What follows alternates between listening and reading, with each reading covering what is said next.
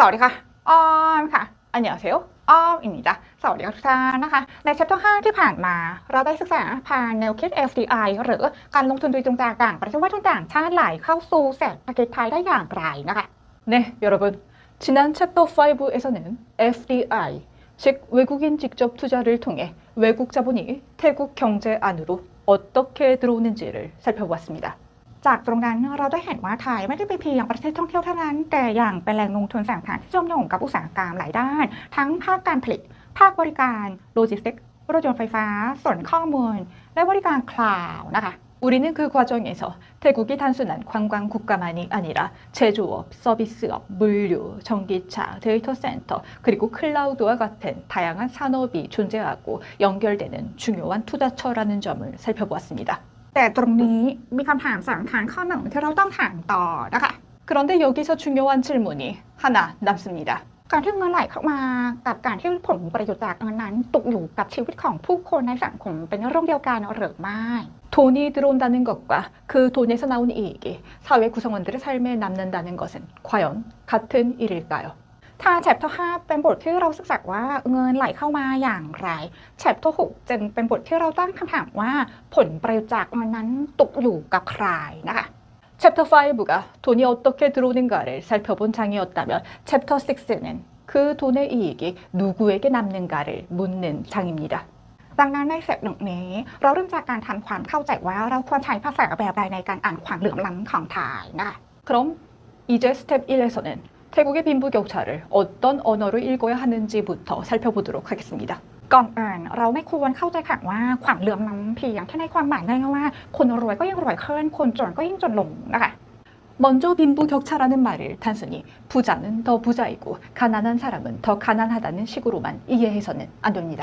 เพราะในทางเศรษฐกิจความเหลื่อมล้ำไม่ได้เป็นเพียงความแตกต่างของรายได้แต่เป็นโครงสร้างที่รายได้ทรัพย์สินโอกาสแรงงานหนี้สินพื้นที่การศึกษาและที่อยู่อาศัยเชื่อมโยงกันอยู่นะคะ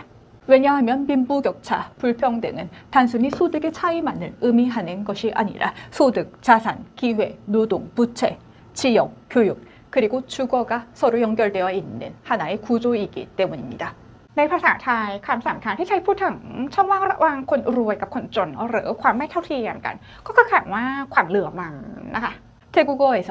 부자와 가난한 사람의 사이의 격차 혹은 불평등을 말할 때 사용하는 핵심 표현이 바로 ความเหลื่อมล้ำ이라고 합니다. แต่ในที่นี้ความเหลื่อมล้ำไม่ได้หมายถึงเพียงแค่ความแตกต่างระหว่างคนที่มีเงินมากกับคนที่มีเงินน้อยเท่านั้นนะคะ 하지만 여기서 말하는 불평등은 단순히 돈이 많은 사람과 돈이 적은 사람 사이의 차이만을 뜻하지 않습니다. ถ้าเราจะเข้าใจคำว่าความเหลื่อมล้ำเราจะเป็นต้องมองผ่านคำถามหลายข้อพร้อมกันนะคะ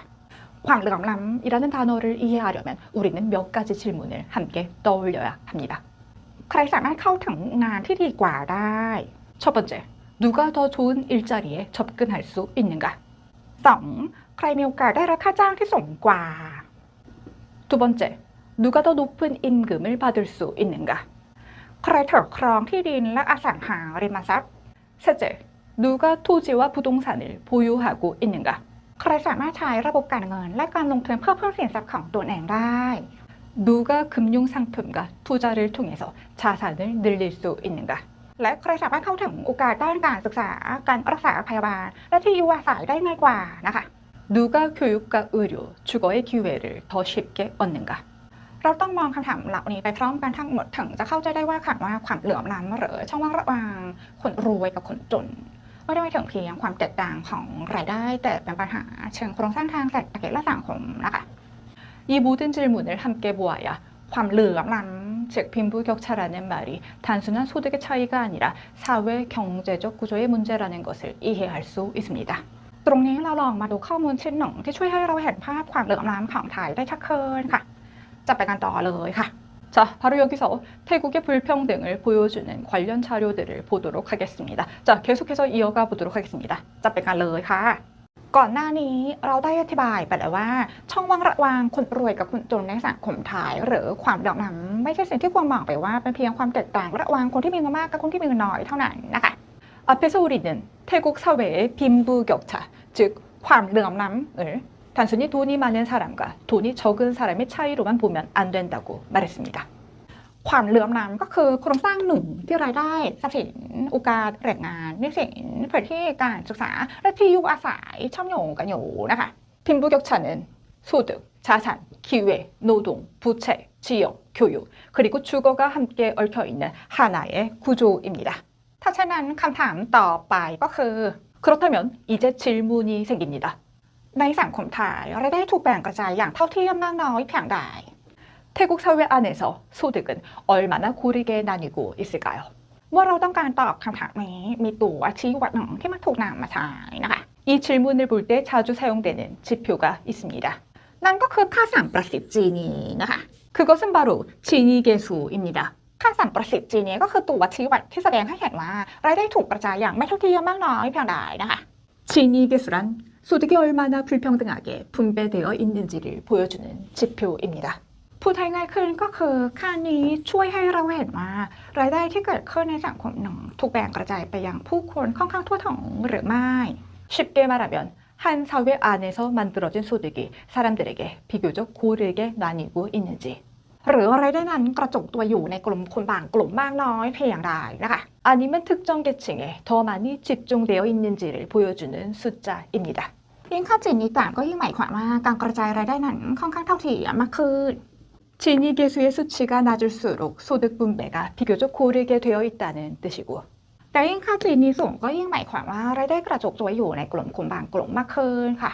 반대로 지니계수의 수치가 높을수록 소득이 특정 계층에 더 많이 집중되어 있다는 뜻입니다.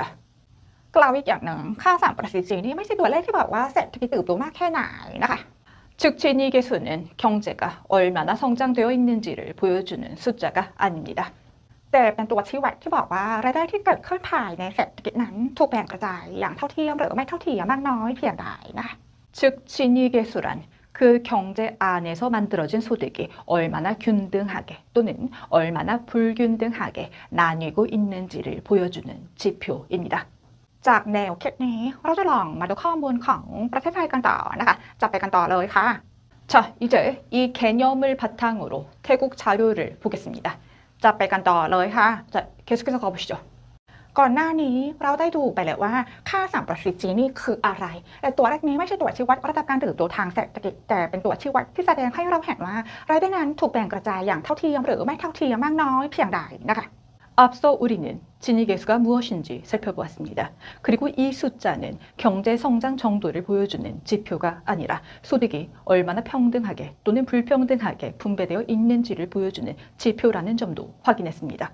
ในส่วนนี้เราจะใช้แนวคิดนี้มาดูตัวเลขความเหลื่อมล้ำทางรายได้ของไทยที่ปรากฏในรายงานของธนาคารโลกกันนะคะ 이번 부분에서는 이 개념을 바탕으로 세계은행 자료에 나타난 태국의 소득 불평등 수치를 함께 읽어보겠습니다. ธนาคารโลกระบุว่าในช่วงหลายทศวรรษที่ผ่านมาประเทศไทยมีถังการลดความยากจนและมีการเติบโตทางเศรษฐกิจนะคะ 세계은행은 태국이 지난 수십 년 동안 빈곤 감소와 경제 성장을 경험했다고 설명합니다. แต่ในขณะเดียวกันความเหลื่อมล้ำทางรายได้ก็ยังคงอยู่ในระดับสูง 하지만 동시에 소득 불평등은 여전히 높은 수준이라고 설명합니다. โดยเฉพาะในปี 2021 ค่าสัมประสิทธิ์จีนี่ด้านรายได้ของไทยถูกระบุไว้ที่ 43.3 นะคะ 특히 2021년 기준 태국의 소득 지니계수는 43.3으로 제시되었습니다. พูดให้ง่ายขึ้นค่าสัมประสิทธิ์จีนี่สามารถอ่านได้ในช่วง0ถึง100นะคะ 쉽게 말하면 지니계수는 0에서 100 사이의 범위로 이해할 수 있습니다. ยิ่งตัวเลขใกล้ศูนย์ก็ยิ่งหมายความว่ารายได้ถูกกระจายค่อนข้างเท่าเทียมมากขึ้นค่ะ 숫자가 0에 가까울수록 소득이 비교적 고르게 분배되어 있다는 뜻이고 แต่ยิ่งตัวเลขเข้าใกล้ถึง100ก็ยิ่งหมายความว่ารายได้กระจุกตัวอยู่ในบางกลุ่มมากขึ้นค่ะ 반대로 숫자가 100에 가까울수록 소득이 특정 계층에 더 많이 집중되어 있다는 뜻입니다. โดยทั่วไปหากค่าสัมประสิทธิ์จีนี่ต่ำกว่า 30 ก็มักจะถูกว่าอยู่ในระดับค่อนข้างต่ำนะคะ 일반적으로 지니계수가 30 미만이면 비교적 낮은 수준으로 볼 수 있습니다. แต่หากสูงกว่า 40 ก็มักสะท้อนว่าความเหลื่อมล้ำทางรายได้อยู่ในระดับค่อนข้างสูงนะคะ 하지만 수치가 40을 넘으면 소득 불평등이 비교적 높은 수치에 있음을 보여준다고 해석할 수 있습니다. ดังนั้นตัวเลข 43.3 จึงไม่ใช่ตัวเลขที่ต่ำนะคะ 따라서 43.3이라는 수치는 낮은 숫자가 아닙니다. แต่เป็นตัวเลขที่สะท้อนว่าความเหลื่อมล้ำทางรายได้ของไทยยังคงอยู่ในระดับค่อนข้างสูงนะคะ 오히려 태국의 소득 불평등이 여전히 높은 수치에 있음을 보여주는 수치입니다. ธนาคารโลกอธิบายว่าตัวเลขนี้สะท้อนให้เห็นว่าระดับความเหลื่อมล้ำทางรายได้ของไทยนี่ยังคงอยู่ในระดับค่อนข้างสูงเมื่อเทียบกับประเทศอื่นๆในภูมิภาคเอเชียตะวันออกและแปซิฟิกนะคะ 세계은행은 이 수치가 동아시아, 태평양 지역의 다른 국가들과 비교했을 때 태국 소득 불평등은 비교적 높은 수치에 있음을 보여준다고 설명합니다. แต่สิ่งสำคัญตรงนี้ก็คือไม่ได้หมายความว่าประเทศไทยไม่ได้เติบโตนะคะ 여기서 중요한 것은 태국이 성장하지 않았다는 뜻이 아닙니다. ประเทศไทยมีการเติบโตทางเศรษฐกิจและมีความยากจนก็ลดลงจริงนะคะ 태국은 분명히 경제 성장과 빈곤 감소를 경험했습니다.